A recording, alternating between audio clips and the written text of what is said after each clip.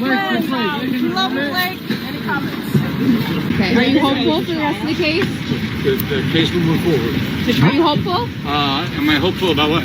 About how the case will proceed? But Brian, you guys didn't reach a settlement today? Not today. No. So tomorrow. No settlement reached today. You think this will go to trial? We're done. Brian, do you think this will go to trial? Thanks. I do. I'm looking forward to it. Imagine walking into the most important meeting of your life completely alone while your husband stays far away because being near you might destroy his own career. That is exactly what happened when Blake Lively showed up for her settlement talks without Ryan Reynolds by her side. And the reason why he stayed home might be even worse than you think. Hi everyone and welcome back to my channel. Today we are diving deep into the absolute mess that has become the Blake Lively and Justin Baldoni legal battle. And let me tell you, after reading through hundreds of pages of court documents, text messages, and internal Sony emails, I can confidently say that what we thought we knew about this case is completely wrong. The narrative has been flipped upside down, and the person who might be responsible for destroying everything is actually the one person Blake thought would save her. Ryan Reynolds. Let's start with what happened just recently, because it tells you everything you need to know about where this case actually stands. Blake Lively walked into those settlement talks completely alone. No Ryan Reynolds. No entourage. Just her and her attorneys. And the internet immediately started speculating about why her husband, the guy who is supposedly her biggest defender, the guy who wrote scenes for her movie, the guy who's been by her side through every red carpet and every interview, suddenly decided this was the one event he needed to skip. Now, there are a lot of theories floating around about why Ryan didn't show up. Some people think it was just a bad PR move and his team told him to stay away because it would look weird. But other people, and I am starting to fall into this camp, believe that he didn't show up because he has become such a massive liability to her case that his presence would have actually hurt her more than helped her. Think about that for a second. The person who is supposed to be your partner, your other half, the person who you have built an entire brand around as this perfect Hollywood power couple, has become so toxic to your legal argument that you cannot have him in the same room as the lawyers who are trying to save you. That is not a good sign. And here is why this theory actually makes sense. When you look at the text messages that have been released onto the public docket, they absolutely decimate Blake's claims of retaliation. Because what do those messages show? They show that Ryan Reynolds was actively responding in the media. He was planting stories. He was going to war with Justin Baldoni through back channels and publicists and anonymous sources. And if you are going to claim in court that someone retaliated against you, you cannot also be the one who started the retaliation in the first place. It just doesn't work that way. The legal argument here is actually pretty simple.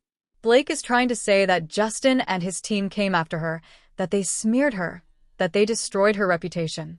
But the evidence keeps showing that her team, specifically Ryan's team, was the one firing the first shots. And when you are the aggressor, you lose the right to play the victim. That is just basic logic. I don't know exactly why Ryan decided to stay home. Maybe he is just a loose cannon, and his attorneys finally convinced him to sit this one out. Maybe he is trying to save his own career and distance himself from a case that is starting to look really bad. But whatever the reason, the optics were terrible. Your wife is fighting for her reputation, for her career, for everything she has built, and you are nowhere to be found. That is going to raise questions.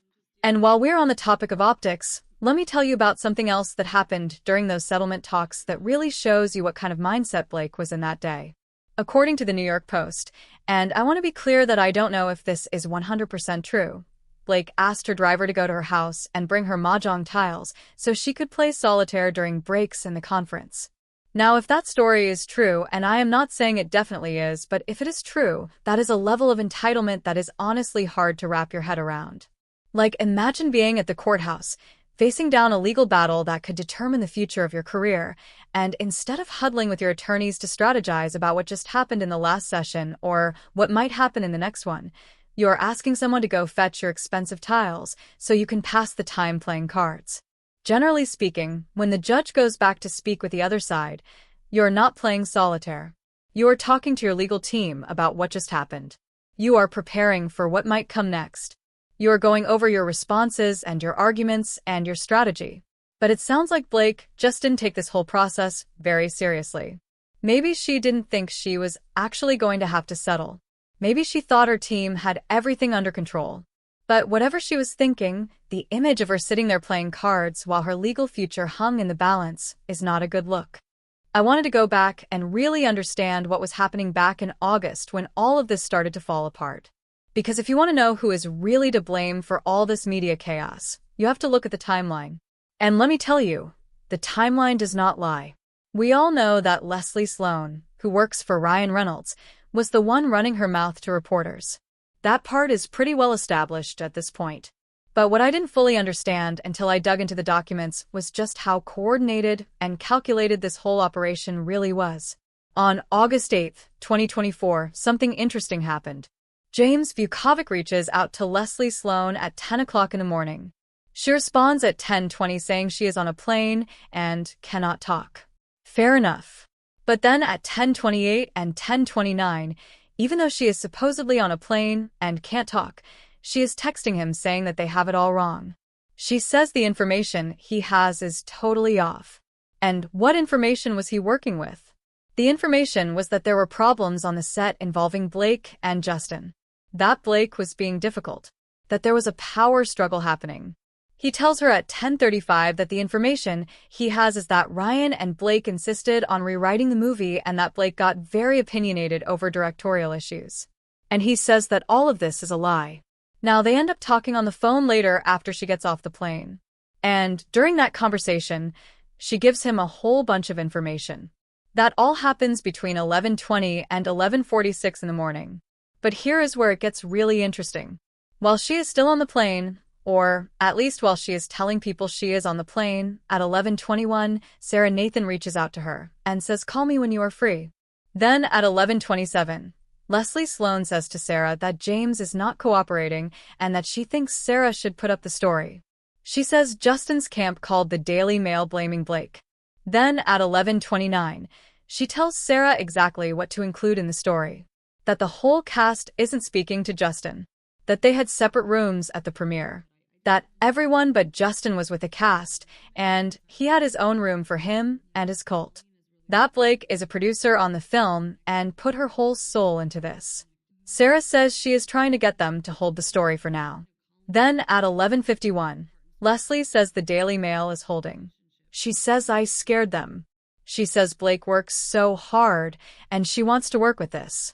At 11:52, she is telling Sarah to put up the story while also saying she is getting the Daily Mail to hold. But at the exact same time, she is also contacting Danny over at Sony and telling them that Stephanie Jones is planting stories against Blake. This is what I mean when I say this was coordinated. At 11:31, she is having cross-communications with Danny at Sony, James at Daily Mail, and Sarah at the New York Post all at the same time. She is telling Danny that Justin's side is planting stuff, and she tells him exactly the information that the Daily Mail had. That Blake and Ryan insisted on rewriting the movie. That they got very opinionated over directorial issues. That Justin found her difficult to work with. And then she is pissed because Justin posted the trailer. At 11:40, she says she still has page 6 holding. At 11:39, Sarah says she is trying to hold off for now and thanks her. Then at 11:51, she says again that Daily Mail is holding and that she scared them. During all of this, Stephanie Jones is getting a call from the studio. Leslie is asking Danny to call Stephanie or have Josh call Stephanie and say that they were informed that she has been speaking to sites about the bad blood and that this will hurt the film if true. She says to tell Stephanie that they are sure it is just a rumor, but that her team is totally on top of this. She literally says you can't yell, scare her with kindness and manipulation. Later on, while she is still talking to Danny, she says that page 6 has intel because she is getting it directly from Sarah Nathan. At 12:10, Sarah tells her 3 things. Blake felt Justin looked at her while she was breastfeeding. He lingered too long while kissing her in a scene and told her that she smelled good. At 12:11, Leslie turns around and tells Sony the exact same thing at 12:50. She also relays that Sarah Nathan told her that Melissa Nathan is coming in to be crisis PR and that Melissa would be reaching out soon. And then Leslie tells Danny at Sony the exact same thing. They're all talking about how shocked people are, and they think Stephanie is the one who did this. And all the while, Leslie is telling Sony she needs everyone to hold. But at the exact same time, Leslie told Page 6 that she needs them to run the story. She says they're holding, but I need you to run the story. Then with James at 4:09, he says he is not sure how they got disconnected. And at 5:14, he says he shut down Stephanie's version of the story, and they're going to talk tomorrow because they're not sure what to do since Stephanie fed them lies. So she spoke to James on the phone that day. And then the next day, the Daily Mail runs a story that is the complete opposite of what Leslie told Danny at Sony. What would have been in the original story? Leslie had two sides in her pocket: New York Post and Daily Mail. She got them both to kill what was bad about Blake and reverse it so it was bad about Justin. On August 9th, the Disturbing Truth article goes live on Daily Mail. And the story is completely altered from what the original information was. The same day that everything is running, at 12:02 p.m., Ryan Reynolds sends a message that Leslie should definitely engage the studio and fight back in any way necessary. But then he says, actually, I think we just stay quiet and let Baldoni do his thing. Probably best to just get lost in the comments section. He says he understands the industry is a Twitter and gossip crowd, but nothing shuts up people like victory. Millions of people will see the talk and be affected by the film this weekend. He says the film is strongly authored, and they should let the human rounding error Baldoni play his little game. He calls it a giant-ass victory and congratulates Blake on taking authorship. So Ryan is telling everyone to unleash Leslie, but also to stay quiet. But he knows that he has already unleashed Leslie. Leslie has been unleashed since the day before. Later that day, an email is sent from Louise at Sony to Tom Rothman, Josh Greenstein, and Janetti, and Tara Grant. The subject is the article about the disturbing truth behind why Blake Lively and Her It Ends With Us stars are feuding with Justin Baldoni. That email is sent at 10:06 p.m. So this article goes live after Ryan says we need to unleash Leslie. After Leslie had conversations with James at 4:09 the day before. After Leslie told Page 6 what to write and Daily Mail what to write. And after Leslie told Sony what the article was going to be, and she got them to stand down. The article itself is wild. It says rumors of a feud have been swirling for weeks. A source told Daily Mail that Justin was unprofessional and chauvinistic on set. They claim he focused on what he believed was the abusive male viewpoint. It says Justin Baldoni was so chauvinistic and borderline abusive on set and sparked fury over his refusal to consider the perspective of Blake Lively's character while filming scenes that depicted abuse. Insiders claimed that Justin clashed over his dismissive attitude to her input while filming abuse scenes. They claimed Justin only focused on what he believed was the abusive male viewpoint and had a very chauvinistic approach. During the scenes depicting abuse, Justin failed to consider Blake's perspective, instead focusing solely on what he believed was the abusive male viewpoint. His approach was very chauvinistic, creating a tense atmosphere on set. The source claimed he was borderline abusive on set and said that he almost became the character in the sense that some women on set felt he was borderline abusive to them and that he was unprofessional and unapologetic. They said directing a film so serious about domestic abuse without allowing the women to be included is disturbing and that he failed to recognize both Blake and Colleen's roles as producers and writer. They said he took it very personally when the pair asked for script rewrites. The article says without Colleen's book, none of this would have been possible. Parts of the film were rewritten under the instruction of Colleen. They had to be. He took the script decisions very personally even though they weren't intended that way. Here is the thing though. That is all a lie. Like literally a lie. All the script rewrites that Blake was doing did not involve Colleen at all. Not at all. Parts of the edit involved Colleen, but the rewriting stuff that Blake did, she did not involve Colleen in. The article says he began to feel ganged up on, and his behavior extended beyond the main players. Once he felt ganged up on, he became even less empathetic. Now he is speaking praises, likely out of fear that they will call him out. Then it goes into how they are doing separate press tours. This was all sent by Kelly McDowell to Sony when it went live. And this is where it gets really explosive. Tara Grant immediately responds saying this may not achieve what it wants to with the one source, Leslie, sounding defensive in response to people calling Blake a bully. She says they make Justin sound much more measured and reasonable than she is sure Blake wanted. Then Tom Rothman, the CEO of Sony, the head honcho, the guy who runs the whole studio, says it is all a fucking disaster. He says none of who is right or wrong matters at all. The mess is the story now, and it will define the film. No one can watch this film in the same way. He calls it tragic. Tara says, well, as much as the conversation cannot be rooted in abuse, the better. That is where the right is wrong comes in, but yes, none of it is great. They are tracking how the conversation evolves. And Tom says, of course, but it is already out now. You cannot undo it. But as the story reads, it is not about abuse. It is about a man not listening to women on how scenes are played. So, creative differences. But again, it sucks because not success is the story. He says, as everyone calls us, which they will do, just downplay it off the record. Say this is all just internet gossip silliness. The movie is a giant hit, and they're all super proud of it. He makes a joke about J.D. Vance and says the internet is not a place for reality. So Tom Rothman, the CEO of Sony, is telling his executives that this is a fucking disaster and none of who is right or wrong matters. And Tara is telling him that this is bad. Leslie planted this. And now the film, no one will ever be able to watch it the same way. Which is an accurate portrayal. Tom Rothman makes something very clear in those emails. This is not an issue about abuse. It is not an issue about sexual harassment.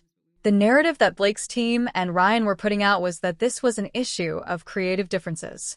Because even if Justin is a man and he doesn't take into account their perspective, it is still creative differences. It is not sexism. It is not anything else but creative differences. But all of that is a lie. And here is why I say that. Blake wanted to downplay the abuse. She wanted to downplay the abuse because she wanted it to be a rom-com. She wanted to emulate and repeat what happened with Barbie. She wanted a Barbie and Oppenheimer success story like they had the summer before. So she needed to get rid of all of that abuse talk. And Colleen Hoover wanted to ride that wave because she loves to be a capitalist and profit off of trauma. Because Leslie tipped off Sony and told them that she talked to them and got them to stand down, they know she planted that article. They know it all came from her, and they know what the story was on the flip side. That Blake was opinionated, and that Blake demanded rewrites. And the only reason that rewrites were even being discussed online is because Blake on the red carpet said that Ryan rewrote the rooftop scene. On August 11th, Tara Grant, the same one who was in the email chain with Tom Rothman, sends a message to Josh Greenstein. She says all this would do is continue to reinforce what everyone is saying, that Blake is a bully. This is an email Leslie got. She is not getting support even with Daily Mail and the New York Post. Those stories were planted to try to give her support by Leslie, and Tara is saying that didn't work. Tara says Blake orchestrated all this drama in a totally unsavory and amateur way and basically threatened you and Sony, and now is mad it backfired on her. She says it is better than the alternative because Blake and her team are playing with fire with all this borderline abusive language. That is where she can fuck and spiral, and it hasn't taken hold at all. And here is the irony of all this. The feedback that was given to Josh Greenstein, who happens to be Blake's bestie at that moment, resulted in him demanding some sort of look at what is happening on social media to try to prove their case. They used a team to monitor what was happening. This is what they said to him in the email. On social media, the controversy drove 216,000 mentions, about a third of the overall movie-related conversation. Very little of this seemed to impact people's interest in seeing the movie. However, much of the online response was more supportive of Justin. 89% negativity around Blake was most prominent on Twitter and TikTok, likely coming from younger audiences. While Facebook and Instagram were much more supportive overall, some younger audiences felt Justin spoke to the domestic violence subject matter more seriously, while others criticized Blake's approach, including the focus on her outfits and her hair care company and co-promotion of the film with Ryan. Note that while they don't have detailed international information available, they know it was discussed far less internationally. Only 9% of the discussion. Press response was more neutral, 55% neutral, 25% leaning for support of Justin, and 20% for Blake. What was the neutral response on social? Noticing the tension between Baldoni and the rest of the cast. That Baldoni was not marketing with the rest of the cast. That there were separate red carpets. Being unfollowed by the talent. Social media joking about theories that caused the alleged feud. Understanding there are two sides to every story. Baldoni making her uncomfortable on set versus Blake taking over production. Pro-Blake sentiment said that she had a passion for the project, love for her and her filmography and her acting, appreciated her female perspective. Supportive of Justin was that he took the domestic violence subject matter more seriously in interviews. Lively was perceived as softening the domestic violence plot, discussing it in vague ways in interviews and on the red carpet, focusing on her outfits, appearances on the red carpet, and simultaneously launching her hair care company. Oversaturation of Lively and Reynolds' dual star power following Deadpool and Wolverine.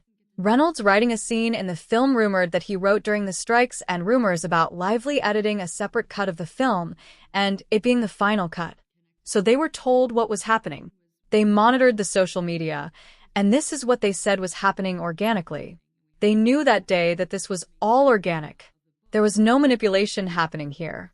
This is what people were talking about, and they were told that a lot of this was coming from TikTok and Twitter. The independent team at Sony is essentially telling Josh and Blake what can be done in order to improve this negative backlash. So if Blake is unhappy with what is happening, the impact for her would be that Justin is getting praised for speaking about domestic violence. So in order for Blake and you and this film to course correct, we need to be speaking more to this issue on the red carpet, in our interviews, and on social media because this is really resonating very well with fans. If Blake was doing more, it would even things out. Blake was given this feedback. And it is clear she was given this feedback because at the same time that Josh gets that report from Sony, on the same day, Blake texts Brandon Sklenar. She says, FYI, we are each looking into posting resources for people experiencing domestic violence. I can and should fill you in more first if you want to post also. Brandon loved it. He says great. Definitely getting hit with comments. Really grinding my gears. And Blake says Sony is pulling together a graphic with organizations by region, and they're getting that to us all ASAP. Brandon says that is good. Definitely thinking we should hold off on that Creed video given the way things are leaning in the comments and what he is putting out there. At the very least, he can show his friends and Courtney. No one is touching any special content until we get through this Baldoni shitstorm. He says the man is a monster to levels I never imagined, and I thought I saw it all. Brandon says it is actually insane, and that Baldoni is projecting the opposite of everything and constructing it all. So here is the thing. The feedback that Blake gets and how she receives it is not that she is wrong. Not that the marketing is wrong. Not that what the people are saying is wrong. It is that Baldoni did this intentionally so they would look stupid. She is saying that Baldoni is a monster because in his press and in his interviews he is literally talking about domestic violence. About what the film is supposed to be about. He is a monster because he is acknowledging what the film is about. He is a monster because he is speaking to the issues. And now she is forced to have to speak about it too, which she doesn't want to speak about, because that will impact if more people go visit the film and watch the film. She wants the big number. She doesn't want to tell people what the film is about, because she thinks that no one is going to go to a film if they know it is about domestic violence.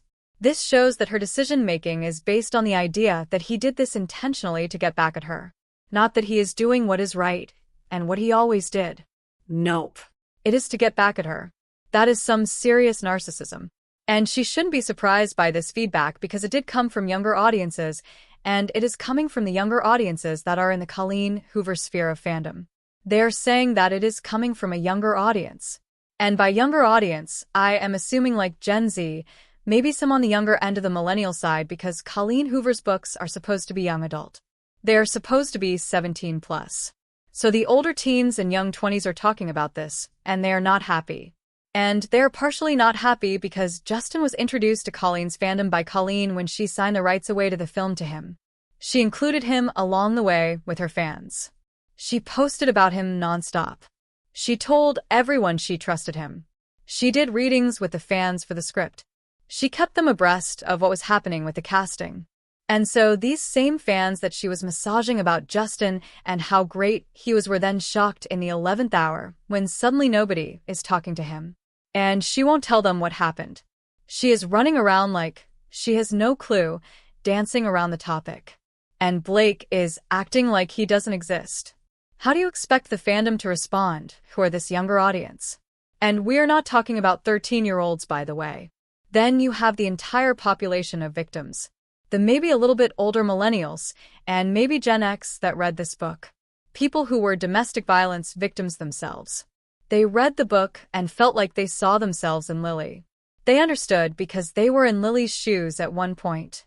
And then they see the film is so dramatically different than the way that it was sold to them by Colleen. It is not being taken seriously. And then these same fans, when they are watching this, are reminded that Colleen and her publisher tried to make a coloring book. She announced on January 13, 2023, before principal photography had even begun, that the official It Ends With Us adult coloring book was going to be released, and it would use phrases from the book to color. She got so much backlash, she had to cancel this book. She said the coloring book was developed with Lily's strength in mind.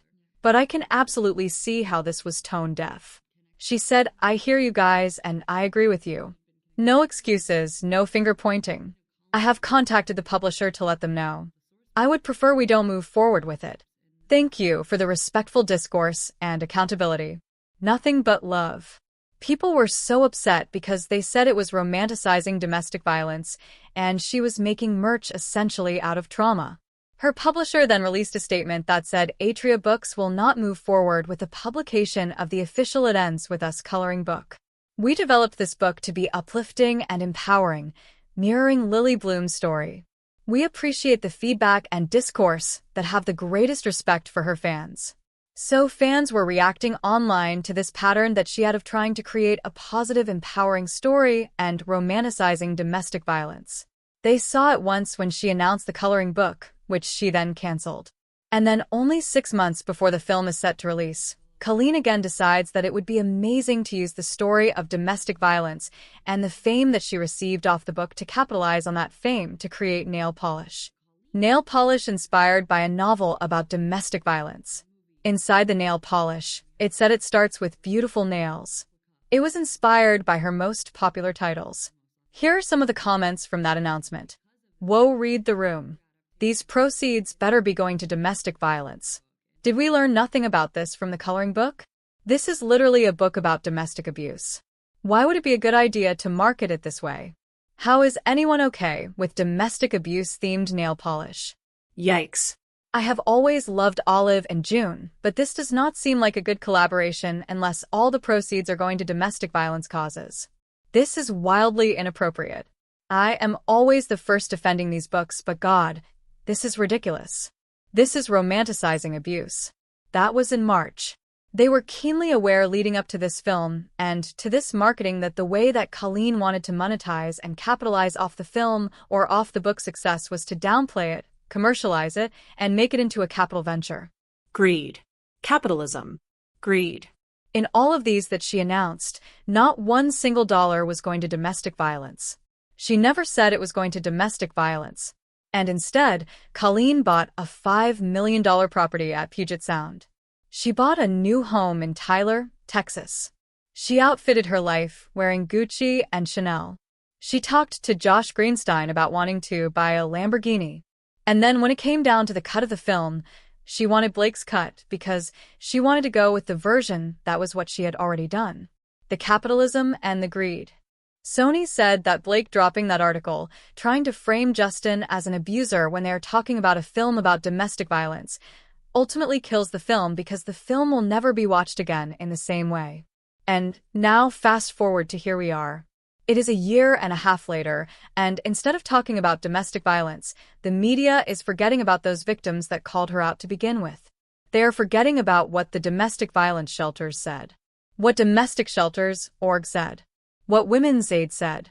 They're forgetting about all the nonprofits that have called out this book as being anti-feminist and problematic, and how Colleen has chosen to romanticize and capitalize on this. Tom Rothman said that this film would never be remembered the same. And it is not. Now we're supposed to be debating on whether or not sexual assault and sexual harassment includes smelling someone's spray tanned that she had pointed out herself. Creative decisions on a film. Accusing a man of looking her in the eyes. Showing her pornography, which, by the way, was a birth film. Accusing the man of swapping love interests with Baldoni, which is another racist trope that he is a pimp, which, by the way, is about his wife. It went from he is abusive to he is a sexual harasser. How do you change the narrative that quickly? You don't, and you can't because it didn't happen. So Tom Rothman was right. She did destroy the film by doing it this way. She destroyed the film by unfollowing everyone. It was Sanford Panich at Sony who told Ange Janetti that Blake didn't do what everyone has always done in Hollywood for decades. Protect the film. Put aside your differences. Do what you need to do, but protect the film. She decided to do a mass unfollowing. She decided to make sure that everything was separated. She created this because she didn't want to share the spotlight with him, but then pretended she didn't want to share the spotlight with him because of sexual harassment. So it is a lie built on a lie built on a lie. But the foundation of it all is greed. Greed and ego. And it is shameful. Colleen knew full well what her fans were and how they were going to react because she had dealt with that herself. Colleen knew and was keenly aware that her fans had reacted to the way that she had marketed things poorly in the past. Her deposition makes clear that she understood that there was criticism about how she wrote the book. There was criticism about how the book ended. There was criticism about her romanticizing domestic violence. She spoke about those in her deposition. She knew all of that. And now they are trying to pretend like this mass hysteria was created by Justin and Josh Greenstein, the only person at Sony who appeared to want to help Blake and Colleen market this way, refused to look at the truth. On the day that the New York Times article dropped, he sends a text to them and says, "See, I told you. I told you these people were bad news. I told you all were lying. You were lying about her, and you were lying about the marketing, and you were lying about that being the problem." So what does he do? He leaves, and he is now at Paramount. And one of the very first things that Paramount has done this year is cut 2 pictures that they had in development with Ryan Reynolds. So is his loyalty really to them? No. Tom Rothman is still at Sony. Ange Janetti is still at Sony. Tara Grant is still at Sony. The person that went against the grain and who literally sold Sony out and allowed it to happen left and went to Paramount. So if Blake goes to trial, this is going to be a disaster for her. They can call all of these executives. Even though someone was not deposed, they can still make Tom Rothman a witness. They can have Sanford Panich be a witness and Janetti be a witness. They can have literally all of these people at Sony as witnesses to what they experienced with Blake. That can set the record straight. They can have all the financials come out which show that the budget exploded. They were supposed to only pay Wayfair $2 million, but they ended up paying more than $30 million for this film. And Sony invested more than that. A film that was supposed to have a $25 million budget ends up with a budget of over $50 to $60 million with marketing. Marketing that they paid maximum effort for. They ruined the film. Josh Greenstein helped them ruin the film. Sony turned on Josh Greenstein. They told him, "This is you. You are the one that did this. You allowed this to happen." Tom Rothman says it will be remembered because of this. And Sanford Panich says she didn't protect the movie. And all of this is because Leslie Sloan was sent out into the wild by Ryan Reynolds to clear their name. So they could get the accolades. So their marketing wouldn't be looking bad. So they could own the numbers. So Blake and he could enjoy all their hard work, and so Blake could get to the next level. Ryan Reynolds is a massive liability to Blake Lively's claims of retaliation and claims of sexual harassment. He is a massive liability because of what he did on her behalf and for her. Threatening people, putting out statements, getting people to put out stories, using his publicists through the media. So is Ryan Reynolds avoiding this case? Are her attorneys trying to get him to avoid this case and stay home because of that? Because of his liability? Ultimately, he can still become a witness if this goes to trial. Just because he was not deposed does not mean they cannot call him. Same with Taylor Swift. Blake's case is destroyed. Not only because the claims are completely fabricated, but because of her husband, Ryan Reynolds. So tell me what your thoughts are in the comments below. Is Blake the one running the smear campaign, or is it Justin? And who really ruined the film? Before you go, make sure to give this video a thumbs up and subscribe to my channel for all the latest updates. Goodbye, everyone.